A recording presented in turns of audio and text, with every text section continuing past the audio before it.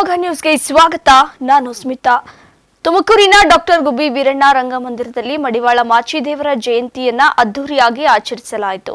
ಜಿಲ್ಲಾ ಮಡಿವಾಳ ಸಂಘ ಮತ್ತು ತಾಲೂಕು ಮಡಿವಾಳ ಸಂಘದ ಆಶ್ರಯದಲ್ಲಿ ಹಮ್ಮಿಕೊಳ್ಳಲಾಗಿದ್ದ ಮಡಿವಾಳ ಮಾಚಿದೇವ ಜಯಂತಿಯನ್ನ ಜಿಲ್ಲಾ ಕಸಾಪ ಅಧ್ಯಕ್ಷ ಕೆಎಸ್ ಸಿದ್ದಲಿಂಗಪ್ಪರವರು ಉದ್ಘಾಟಿಸಿದರು. ಇನ್ನು ಈ ಸಂದರ್ಭದಲ್ಲಿ ಮಾತನಾಡಿದ ಸಿದ್ದಲಿಂಗಪ್ಪ ಅವರು ಬಸವಣ್ಣನವರಿಗೆ ಉತ್ತರ ಕೊಡುವ ಸಾಮರ್ಥ್ಯವನ್ನ ಮಡಿವಾಳ ಮಾಚಿದೇವರಲ್ಲಿ ಇತ್ತು ಅಂತ ಹೇಳಿದರು. ಶುಭ್ರವಾದ ಬಟ್ಟೆ ಧರಿಸಿದರೆ ಸಾಲದು, ಮನಸ್ಥಿತಿ ಸಹ ಚೆನ್ನಾಗಿರಬೇಕೆಂದು ತಿಳಿಸಿ ಮಡಿವಾಳ ಸಮಾಜವು ಸೌಮ್ಯ ಸಮಾಜವೆಂದು ಬಣ್ಣಿಸಿದರು.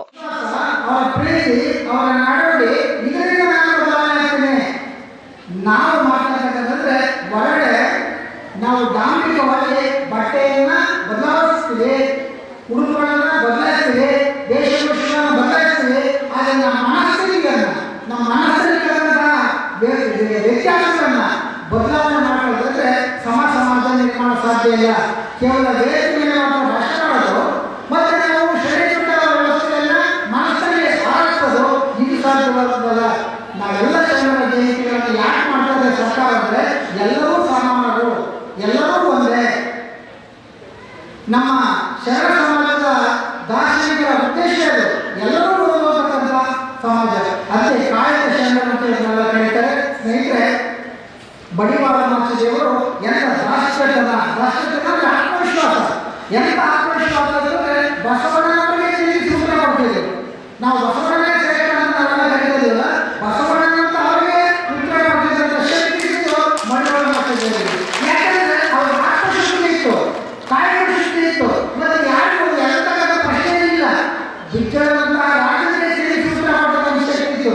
ಯಾವಾಗ ನಮಗೆ ಉತ್ತರ ಕೊಡ್ತಕ್ಕಂಥ ಶಕ್ತಿ ಬರುತ್ತೆ ನಮಗೆ ಅಂದ್ರೆ ನಾವು ಪರಿಶುದ್ಧರಾಗಿದ್ದಾಗ, ನಾವು ಮಳೆಶುದ್ಧರಾಗಿದ್ದಾಗ, ನಮ್ಮ ನೈತಿಕತೆ ಚೆನ್ನಾಗಿದ್ದಾಗ, ನಮ್ಮ ಆತ್ಮವಿಶ್ವಾಸ. ಇನ್ನು ತಹಶೀಲ್ದಾರ್ ರಾಜೇಶ್ವರಿ ಮಾತನಾಡಿ ಮಡಿವಾಳ ಮಾಚಿದೇವರ ಬಗ್ಗೆ ಗುಣಗಾನ ಮಾಡಿದ್ದಲ್ಲದೆ ಅವರ ತತ್ವ ಸಿದ್ಧಾಂತಗಳನ್ನ ಪ್ರತಿಯೊಬ್ಬರು ಮೈಗೂಡಿಸಿಕೊಳ್ಳಬೇಕೆಂದು ತಿಳಿಸಿದರು. ನಾನು ಯಾವ ರೀತಿ ನೋಡಬೇಕು ಅಂತ ಅವರು ಹೇಳ್ತಾರೆ. ಅದು ಹೇಳಿದ ಮೇಲೆ ಮಡಿವಾಳ ಮಾಚಿದೇವರನ್ನ ಕರೆಯೋದಕ್ಕೆ ಕೆಲವು ಜನರನ್ನು ಕಳಿಸ್ಕೊಟ್ಟಾಗ ಮಡಿವಾಳ ಮಾಚಿದೇವರು ತನ್ನ ವ್ಯಕ್ತಿತ್ವಕ್ಕೆ ಮುಂದಾಗಿದೆ ಅಂತ ಹೇಳಿಬಿಟ್ಟು ಅವರಿಗೆ ಕೆಲವು ಕಣ್ಣಿಟ್ಟು ಇಲ್ಲೇ ಅವರು ಕುರುಡರಾಗಿರೋರಿಗೆಲ್ಲ ಕಳಿಸ್ಕೊಟ್ಟಾಗ ಅವರಿಗೆ ಕಣ್ಣು ಬಂದು ಅಂತ ಒಂದು ಪ್ರತೀತಿ ಇದೆ. ಸೊ ಅದೇ ರೀತಿ ಮತ್ತೆ ಬಿಜ್ಜಳ ಮಹಾರಾಜರು ಮತ್ತೆ ಇನ್ನೊಂದ್ಸಲ ತಮ್ಮ ಅಂಗರಕ್ಷಕರನ್ನೆಲ್ಲ ಕಳಿಸ್ಕೊಟ್ಟಾಗ ಅವಾಗಲೂ ಕೂಡ ಮಡಿವಾಳ ಮಾಚಿದೇವರು ಅವರಿಗೆ ತಲೆಬಾಗಿರುತ್ತದೆ. ಅಂದರೆ ಆಗಿನ ಕಾಲದಲ್ಲಿ ಎಷ್ಟು ವ್ಯಕ್ತಿತ್ವ ಅರಸನ ಒಬ್ಬ ರಾಜನಾಗಿ ಕರೆದು ಕೂಡ ನಮ್ಮ ಮಡಿವಾಳ ಮಾಚಿದೇವರು ತಮ್ಮ ವ್ಯಕ್ತಿತ್ವಕ್ಕೆ ಒಂದು ಮುಂದೆ ಬಂದಿದೆ, ನಮ್ಮನ್ನ ಸರಿಯಾಗಿ ಅವರು ನೋಡ್ಕೊಂಡಿಲ್ಲ ಅನ್ನೋದೊಂದು ಇಟ್ಕೊಂಡು ಎಷ್ಟು ನೀಟಾಗಿ ಗೌರವಪೂರ್ವಕವಾಗಿ ಅವ್ರನ್ನ ತಿರಸ್ಕಾರ ಮಾಡ್ತಾರೆ. ಅವ್ರ ಆತ್ಮವಿಶ್ವಾಸ ಎಷ್ಟಿತ್ತು ಅಂದ್ರೆ ನಾವು ಇವತ್ತು ಒಬ್ಬ ಮಾತನ್ನ ಕೇಳಿಲ್ಲ ಅಂದ್ರೆ ನಮಗೆ ಬೇರೆ ರೀತಿಯಾಗಿ ತೊಂದರೆ ಕೊಡ್ತಾರೆ. ಬಟ್ ಜಸ್ಟ್ ನಾವು 12ನೇ ಶತಮಾನದಲ್ಲಿ ಊಹೆ ಮಾಡೋದಕ್ಕೂ ಸಾಧ್ಯ. ಇನ್ನು ಮಹಾತ್ಮರ ಜಯಂತಿಗಳನ್ನ ನಾಮಕಾವಸ್ಥೆಗೆ ಆಚರಿಸಿದರೆ ಸಾಲದು, ಅವರುಗಳು ಮಾಡಿರುವ ಸಾಧನೆಗಳನ್ನ ಚಿಂತಿಸಬೇಕೆಂದು ಹೇಳಿದರು. ಇನ್ನು ಎಂಕಾಂನಲ್ಲಿ ಪ್ರಥಮ ರ್ಯಾಂಕ್ ಪಡೆದಿರುವ ಎಂಎ ಚೈತ್ರಾ ವಿನೋದ್ ರವರು ಜಿಲ್ಲಾ ಮಡಿವಾಳ ಸಂಘದ ಅಧ್ಯಕ್ಷ ಹಾಗೂ ಮಾಜಿ ಪಾಲಿಕೆ ಸದಸ್ಯ ಲಕ್ಷ್ಮಣ್ ಅವರ ಸೊಸೆಯಾಗಿದ್ದು, ಇವರು ಸೇರಿದಂತೆ ಬೆಳ್ಳಾವಿ ವಿಎಸ್ಎಸ್ಎನ್ ಉಪಾಧ್ಯಕ್ಷ ನರಸಮ್ಮ ಕೆಂಪಹನುಮಯ್ಯ, ಶಿಕ್ಷಕ ಗೋಪಾಲ್ ಗೋಪಾಲ್ ರವರನ್ನ ತಹಶೀಲ್ದಾರ್ ಸೇರಿದಂತೆ ಗಣ್ಯರು ಸನ್ಮಾನಿಸಿದರು. ಮಡಿವಾಳ ಸಂಘದ ಮುಖಂಡರಾದ ವೆಂಕಟರಾಮಯ್ಯ, ಕೆಂಪನರಸಯ್ಯ, ದೇವೇಂದ್ರ, ಶಾಂತಕುಮಾರ್, ಕೃಷ್ಣಮೂರ್ತಿ ಸೇರಿದಂತೆ ಅನೇಕ ಮುಖಂಡರು ಪಾಲ್ಗೊಂಡಿದ್ದರು. ಇನ್ನು ಇದೇ ಸಂದರ್ಭದಲ್ಲಿ ಕೆಎಂಎಫ್ನ ನಿವೃತ್ತ ಜಂಟಿ ನಿರ್ದೇಶಕ ಡಾಕ್ಟರ್ ಟಿಎಂ ಪ್ರಸಾದ್ ರವರು ಮಡಿವಾಳ ಮಾಚಿದೇವರ ಕುರಿತು ಉಪನ್ಯಾಸ ನೀಡಿದರು.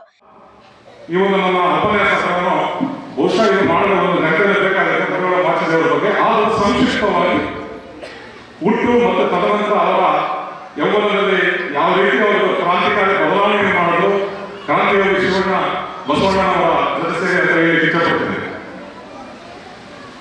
ನೀವು ತಿರುಗಿ 12ನೇ ಶತಮಾನ, ಬಹುಶಃ 12ನೇ ಶತಮಾನದಲ್ಲಿ ಮೌಢ್ಯ ಮೂಢನಂಬಿಕೆಗಳು ಯಾವ ರೀತಿ ತಾಂಡವಾಡ್ತಾ ಇತ್ತು ಅಂದ್ರೆ ಯಾವುದೇ ರೀತಿಯ ದುರ್ಬಲರಿಗೆ ರಕ್ಷಣೆ ಇಲ್ಲ, ದುರ್ಬಲರ ಶೋಷಣೆ, ದೀನ ದಲಿತರಿಗೆ ಮತ್ತೆ ಲಿಂಗತಾರಣ್ಯ, ಯಾವುದೇ ರೀತಿಯ ಒಂದು ಶಿಕ್ಷಣ ವಂಚಿತರಾಗಿದ್ದು ಬಹಳ ಅಸಹನೀಯ ಬದುಕು ಸಾಗಿಸ್ತಾ ಇದ್ದಾರೆ.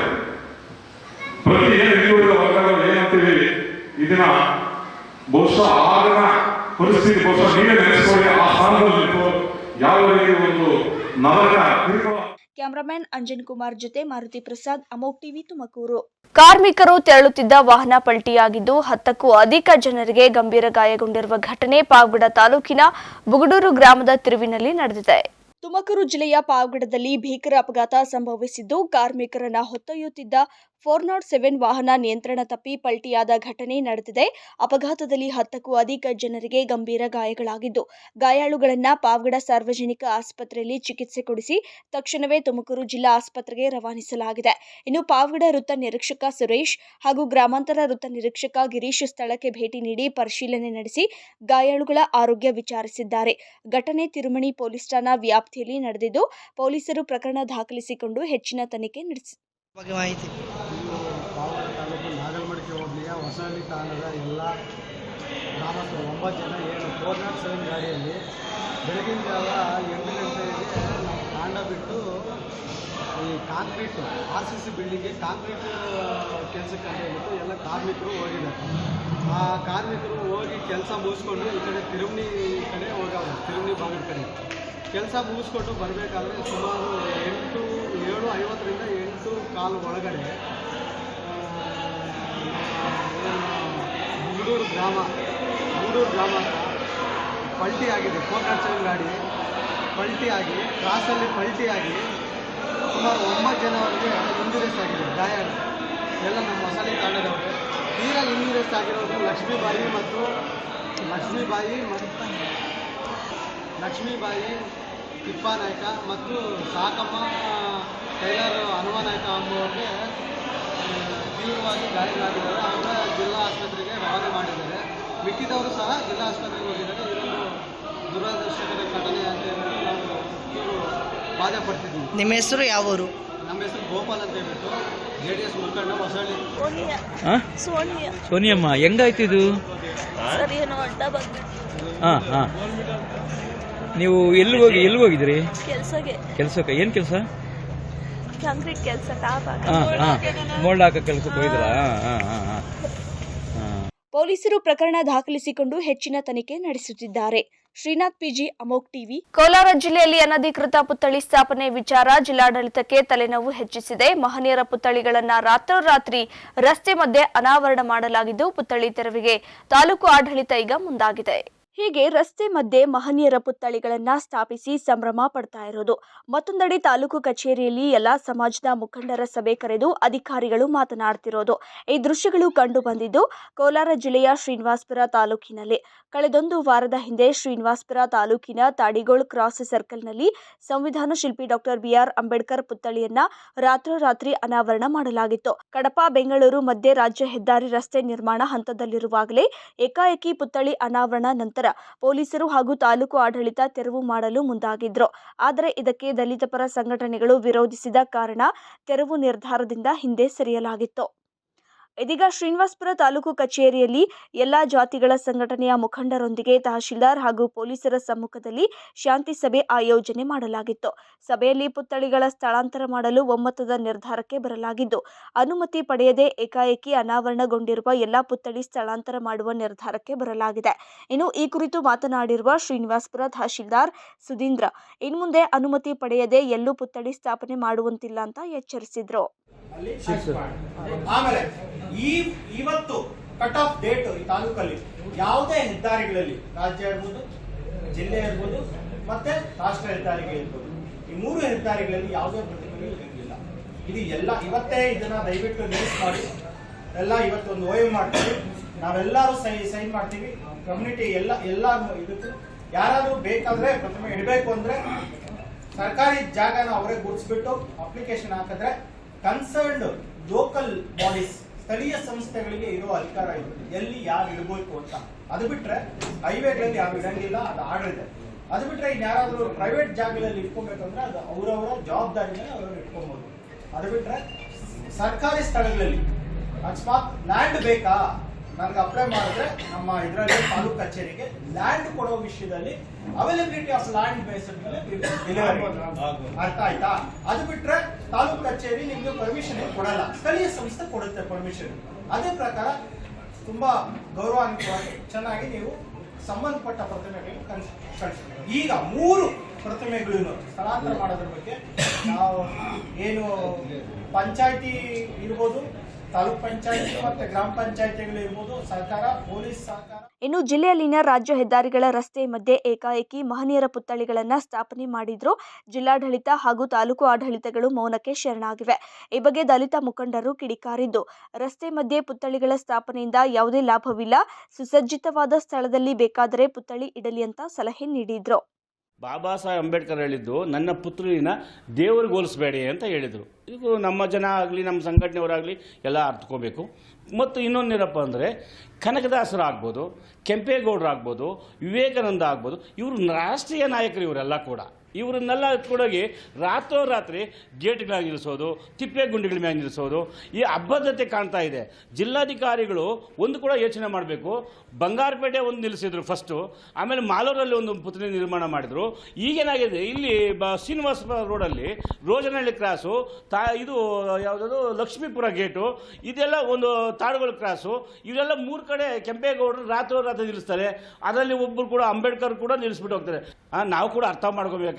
ರಾಷ್ಟ್ರೀಯ ನಾಯಕರವರು, ಬುನಾದಿ ಕೊಟ್ಟಂಥವ್ರು, ಮಾರ್ಗದರ್ಶನ ಕೊಟ್ಟಂಥವ್ರು, ಅಂಥ ಪುತ್ಥಳಿಗಳನ್ನು ಜಿಲ್ಲಾಡಳಿತ ಆಗಲಿ ಜಿಲ್ಲಾ ವ್ಯವಸ್ಥೆ ಆಗಲಿ ಇವತ್ತು ಕೂಡ ಖಂಡಿಸ್ಬೇಕು ಸರ್. ಇವರೆಲ್ಲರೂ ಕೂಡ ಬೇಡ. ಬಾಬಾ ಸಾಹೇಬ್ ಅಂಬೇಡ್ಕರ್ ಯಾರೇ ರಾಷ್ಟ್ರೀಯ ನಾಯಕರನ್ನು ನೀವು ಮನೆಯಲ್ಲಿಟ್ಟು ಪೂಜೆ ಮಾಡಿರಿ, ಬೀದಿಯಲ್ಲಿಟ್ಟು ಯಾಕೆ ಪೂಜೆ ಮಾಡ್ತೀರಿ? ಅದಕ್ಕೆ ಆದಂಥ ಉದ್ಯಾನವನ ತಯಾರು ಮಾಡಲಿ, ಗೋಮಾಳ ಜಮೀನು 1 ಎಕರೆಗೆ ಶಾಂಕ್ಷನ್ ಮಾಡಿಸ್ಕೊಳ್ಳಿ. ಅಲ್ಲಿ ಪುತ್ಥಳಿ ನೀವು ಬಾಬು ಜಗಜೀವರಾಮ ಆಗ್ಬೋದು, ಕಾಂಶಿರಾಮ್ ಅವ್ರನ್ನ ಆಗ್ಬೋದು, ಮತ್ತು ನಮ್ಮ ಅಂಬೇಡ್ಕರ್ ಅವ್ರನ್ನ ಆಗ್ಬೋದು, ಕೆಂಪೇಗೌಡರನ್ನ ಆಗ್ಬೋದು, ಇವನ್ನೆಲ್ಲ ಅಲ್ಲಿ ಉದ್ಯಾನವನದಲ್ಲಿ ನಿರ್ಮಾಣ ಮಾಡಿ ಮಕ್ಕಳಿಗೆ ಮಾರ್ಗದರ್ಶನ ಆಗಬೇಕು. ಒಟ್ನಲ್ಲಿ ಕೋಲಾರ ಜಿಲ್ಲೆಯ ಹಲವೆಡೆ ಮಹನೀಯರ ಪುತ್ಥಳಿಯನ್ನ ಸ್ಥಾಪನೆ ಮಾಡುವುದರಲ್ಲಿ ಪೈಪೋಟಿ ಆರಂಭವಾಗಿದೆ. ಶ್ರೀನಿವಾಸಪುರ ತಾಲೂಕಿನಲ್ಲಿ ಇದೀಗ ಪುತ್ಥಳಿಯನ್ನ ತೆರವು ಮಾಡಲು ತಾಲೂಕು ಆಡಳಿತ ನಿರ್ಧಾರ ಮಾಡಿದ್ದು, ಇದಕ್ಕೆ ಎಲ್ಲ ಸಮಾಜದ ನಾಯಕರು ಒಮ್ಮತ ಸೂಚಿಸಿದ್ರು. ಹರ್ಷವರ್ಧನ್, ಅಮೋಕ್ ಟಿವಿ, ಕೋಲಾರ. ಕೋಲಾರ ಜಿಲ್ಲೆಯ ಕೆಜಿಎಫ್ನಲ್ಲಿ ಸರ್ಕಾರಿ ಜಮೀನಲ್ಲಿ ಅಕ್ರಮವಾಗಿ ಖಾತೆ ಮಾಡಿಕೊಟ್ಟ ಆರೋಪದಡಿ ಒಟ್ಟು 17 ಮಂದಿಗೆ ನ್ಯಾಯಾಲಯ ತಲಾ 1 ವರ್ಷ ಜೈಲು ಶಿಕ್ಷೆ ವಿಧಿಸಿದೆ. ಕೆಜಿಎಫ್ ತಾಲೂಕಿನ ಘಟ್ಟಕಾಮದೇನಹಳ್ಳಿ ಗ್ರಾಮ ಪಂಚಾಯಿತಿಗೆ ಸೇರಿರುವ ಸರ್ವೆ ನಂಬರ್ 17ರಲ್ಲಿನ ಸರ್ಕಾರಿ ಜಮೀನಿನಲ್ಲಿ 12 ಮಂದಿಗೆ ಜಮೀನಿನ ಖಾತೆ ಮಾಡಿಕೊಡಲಾಗಿತ್ತು. 2016ರಲ್ಲಿ ಘಟ್ಟಕಾಮದೇನಹಳ್ಳಿ ಗ್ರಾಮ ಪಂಚಾಯಿತಿಯಲ್ಲಿ ನಡೆದಿದ್ದ ಖಾತೆ ಅಕ್ರಮ ಪ್ರಕರಣ ಬಹಳಷ್ಟು ಸದ್ದು ಮಾಡ್ತಾ ಇತ್ತು. ಈ ಬಗ್ಗೆ ತಾಲೂಕು ಪಂಚಾಯಿತಿ ಅಧಿಕಾರಿಗಳು ಉರಿಗಾಂ ಪೊಲೀಸ್ ಠಾಣೆಗೆ ದೂರು ನೀಡಿದ್ರು. ಇನ್ನು ಈ ಪ್ರಕರಣ ವಿಚಾರಣೆ ನಡೆಸಿದಾಗ ಕೆಜಿಎಫ್ ಹೆಚ್ಚುವರಿ ಸಿವಿಲ್ ಕೋರ್ಟ್ ನ್ಯಾಯಾಧೀಶರು ಜಮೀನಿನ ಖಾತೆ ಮಾಡಿಕೊಟ್ಟ ಅವಧಿಯಲ್ಲಿ ಅಧಿಕಾರದಲ್ಲಿದ್ದ ಗ್ರಾಮ ಪಂಚಾಯಿತಿ ಅಧ್ಯಕ್ಷ, ಉಪಾಧ್ಯಕ್ಷ, ಅಧಿಕಾರಿಗಳು ಹಾಗೂ ಅಕ್ರಮ ಖಾತೆ ಮಾಡಿಸಿಕೊಂಡ ಮಾಲೀಕರು ಸೇರಿ ಒಟ್ಟು 17 ಮಂದಿಗೆ ತಲಾ 1 ವರ್ಷ ಜೈಲು ಶಿಕ್ಷೆ ವಿಧಿಸಿದೆ. ಇನ್ನು ನಕಲಿ ಖಾತೆ ಮಾಡಿದ ಅಧಿಕಾರಿಗಳಿಗೆ ತಲಾ 6,000 ಹಾಗೂ ನಕಲಿ ಖಾತೆ ಮಾಡಿಸಿಕೊಂಡ ಮಾಲೀಕರಿಗೆ ತಲಾ 2,000 ರೂಪಾಯಿ ದಂಡ ವಿಧಿಸಿದೆ. ಹರ್ಷವರ್ಧನ್, ಅಮೋಕ್ ಟಿವಿ, ಕೋಲಾರ. ಇನ್ನು 6 ತಿಂಗಳು ಕಳೆಯಲಿ, ತಾಕತ್ತು ಏನು ಎಂಬುದು ತಿಳಿಸುತ್ತೇನೆ.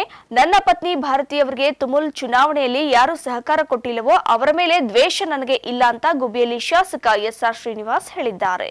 ಪ್ರಥಮ ಬಾರಿಗೆ ತುಮುಲ್ ನಿರ್ದೇಶಕರಾಗಿ ಆಯ್ಕೆಯಾದ ಮಹಿಳಾ ನಿರ್ದೇಶಕಿ ಶ್ರೀಮತಿ ಭಾರತಿ ಶ್ರೀನಿವಾಸ್ ಅವರಿಗೆ ಗುಬ್ಬಿ ತಾಲೂಕು ಹಾಲು ಉತ್ಪಾದಕರ ಸಹಕಾರ ಸಂಘಗಳ ಅಧ್ಯಕ್ಷರು ಮತ್ತು ನಿರ್ದೇಶಕರುಗಳಿಗೆ ನಿರ್ದೇಶಕಿ ಭಾರತಿ ಶ್ರೀನಿವಾಸ್ ಅವರಿಂದ ಅಭಿನಂದನಾ ಕಾರ್ಯಕ್ರಮ ಹಮ್ಮಿಕೊಳ್ಳಲಾಗಿತ್ತು. ಈ ವೇಳೆ ಮಾತನಾಡಿದ ಶಾಸಕ ಎಸ್ಆರ್ ಶ್ರೀನಿವಾಸ್, ಇಡೀ ತಾಲೂಕು ಜಿಲ್ಲೆಯಲ್ಲಿ ನನ್ನ ಪತ್ನಿಗೆ ಯಾರು ಸಹಕಾರ ಕೊಟ್ಟಿಲ್ಲವೋ ಅಂತವರ ಮೇಲೆ ನನ್ನ ಹೆತ್ತ ತಾಯಿ ಆಣೆ, ನನಗೆ ಬೇಜಾರಿಲ್ಲ, ದ್ವೇಷನೂ ಇಲ್ಲ. ಇನ್ನು 6 ತಿಂಗಳು ಕಳೆಯಲಿ, ತಾಕತ್ತು ಏನು ಎಂಬುದನ್ನು ತೋರಿಸುತ್ತೇನೆ. ನನ್ನ ಪತ್ನಿಗೆ ಬೆಂಬಲ ನೀಡಿದ ಎಲ್ಲರಿಗೂ ಅಭಿನಂದನೆಗಳನ್ನ ತಿಳಿಸಿದ್ರು. ನನ್ನ ಹೆತ್ತ ತಾಯಿ ಆಣೆಗೂ ನಾನು ಯಾರು ಇಡೀ ಜಿಲ್ಲೆ ತಾಲೂಕಿನಲ್ಲಿ ದ್ವೇಷ ಮಾಡ್ತಕ್ಕಂಥ ಮನೋಭಾವವನ್ನು ಬೆಳೆಸ್ಕೊಂಡಿಲ್ಲ.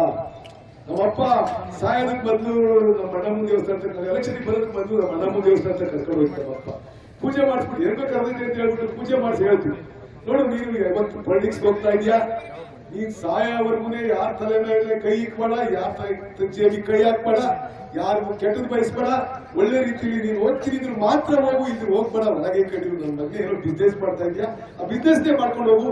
ಯಾವುದೇ ಕಾರಣಕ್ಕೆ ಜನರಿಗೆ, ಸಾರ್ವಜನಿಕರಿಗೆ ತೊಂದರೆ ಕೊಡ್ತಕ್ಕಂಥ ಮನೋಭಾವವನ್ನು ಏನಾದ್ರು ಬೆಳೆಸ್ಕೊಂಡಿದ್ರೆ ನೀನು ನನಗೆ ಮಾಡಿರ್ತಕ್ಕಂಥ ದ್ರೋಹ, ಅಣ್ಣಮ್ಮಗೆ ಮಾಡ್ತಕ್ಕಂಥ ದ್ರೋಹ ನೀನು ಅಂತಕ್ಕಂಥದ್ದನ್ನ ಅಂತ ಮಾತಾಡಿ ನಮ್ಮ ಅಪ್ಪ ರಾಜಕೀಯಕ್ಕೆ ಬೆಳೆಸ್ತಕ್ಕಂಥ ಕೊನೆಯವರೆಗೂ ನಾವು ಅವ್ರ ಮಾತಿಗೆ ಭದ್ರಾಗಿ ಇವತ್ತು ಕೂಡ ನಡ್ಕಂತಕ್ಕಂಥದ್ದನ್ನ ನಾವು ಮಾಡ್ತೀವಿ. ನಿಮ್ಗೆಲ್ಲ ನಮ್ಮ ಮನೆ ಹತ್ರ ಬಂದಿದ್ದರಿಗೆ ಗೊತ್ತಿರ್ತದೆ. ನಂತರ ಮಾತನಾಡಿದ ಭಾರತಿ ಶ್ರೀನಿವಾಸ್, ನಾನು SR ಶ್ರೀನಿವಾಸ್ ಗರಡಿಯಲ್ಲಿ ಬಂದವಳು. ಒಬ್ಬ ವ್ಯಕ್ತಿ ಗೆಲ್ಲುತ್ತಾ ಬರುತ್ತಿದ್ದಾರೆ, ಅವರನ್ನ ಸೋಲಿಸುವುದು ಬಹಳ ಕಷ್ಟ ಎಂದಾಗ ನಾನು ಮುಂದೆ ಇಟ್ಟ ಕಾಲನ್ನ ಹಿಂದೆ ತೆಗೆಯದೆ ಚುನಾವಣೆಯನ್ನ ಎದುರಿಸಿ ಗೆದ್ದು ಬಂದೆ. ತಮ್ಮೆಲ್ಲರಿಗೂ ನನ್ನ ಧನ್ಯವಾದಗಳು ಅಂತ ತಿಳಿಸಿದ್ರು. ಚೂರಿ ಹಾಕ್ದವ್ರು ಒಂದೇ, ಮೋಸ ಮಾಡಿದವ್ರು ಒಂದೇ, ತಟ್ಟೆ ಊಟ ಇಟ್ಟು ಕಿತ್ಕೊಂಡವ್ರು ಒಂದೇ, ಎಲ್ಲರೂ ಒಂದೇ ಊಟ ಪುಷ್ಟಾನ ಕೊಟ್ಟವ್ರು ಒಂದೇ ರೀತಿ ನೋಡ್ತಾರೆ. ನಾನು ಅವ್ರ ಗರಡಿಯಲ್ಲಿ ಬೆಳೆದಿದ್ದು, ನಾನು ಅವ್ರನ್ನೇ ಫಾಲೋ ಮಾಡಬೇಕು. ಹಾಗಾಗಿ ಯಾರಿಗೂ ಯಾವುದೇ ರೀತಿ ಭಯ ಏನು ಬೇಡ. ಆದರೆ ಕೆಲಸಗಳನ್ನ ನೀಟಾಗಿ ಮಾಡ್ಕೊಂಡು ಹೋಗಿ ಅಂತ ನಾನು ನಿಮ್ಮನ್ನ ರಿಕ್ವೆಸ್ಟ್ ಮಾಡಿ ಕೇಳ್ತೀನಿ. ಜನರಿಂದ ಏನಾದರೂ ಕಂಪ್ಲೇಂಟ್ ಬರ್ತಿರೋ ಹೊರತು ನಾವು ಯಾವುದೂ ನಿಮ್ಮನ್ನ ಅಟ್ಯಾಕ್ ಮಾಡಲ್ಲ, ಮಾಡೋದೂ ಇಲ್ಲ. ಜನರಿಂದ ಕಂಪ್ಲೇಂಟ್ ಬಂದರೆ ಮಾತ್ರ ನಮ್ಮ ಡಿಪಾರ್ಟ್ಮೆಂಟಿಂದ ಅಧಿಕಾರಿಗಳು ನಿಮ್ಮ ಸಂಘಕ್ಕೆ ಬರ್ತಾರೆ. ಅಂಥವ್ರಿಗೂ ನಾನು ಯಾವುದೇ ಸಂಘಕ್ಕೆ ಕೈ ಹಾಕಲ್ಲ. ಅದು ನಮ್ಮ ಯಜಮಾನರ ಪರವಾಗಿ ಅವ್ರ ಗಡಿ. ಈ ಸಂದರ್ಭದಲ್ಲಿ ಗತವೈಭವದ ನಾಯಕ ನಟ ದುಷ್ಯಂತ್, ಕಾಂಗ್ರೆಸ್ ಅಧ್ಯಕ್ಷ KR ವೆಂಕಟೇಶ್, ಪಟ್ಟಣ ಪಂಚಾಯತ್ ಅಧ್ಯಕ್ಷೆ ಮಂಗಳಮ್ಮ, ಉಪಾಧ್ಯಕ್ಷೆ ಮಮತಾ ಮುಂತಾದವರು ಹಾಜರಿದ್ದರು. ರಂಗನಾಥ್, ಅಮೋಕ್ ಟಿವಿ, ಗುಬ್ಬಿ. ಇದಿಷ್ಟು ಸುದ್ದಿಗಳು ನೋಡ್ತಾ ಇರಿ ಅಮೋಕ್ ಟಿವಿ, ಎಂದೆಂದಿಗೂ ನಿಮ್ಮೊಂದಿಗೆ.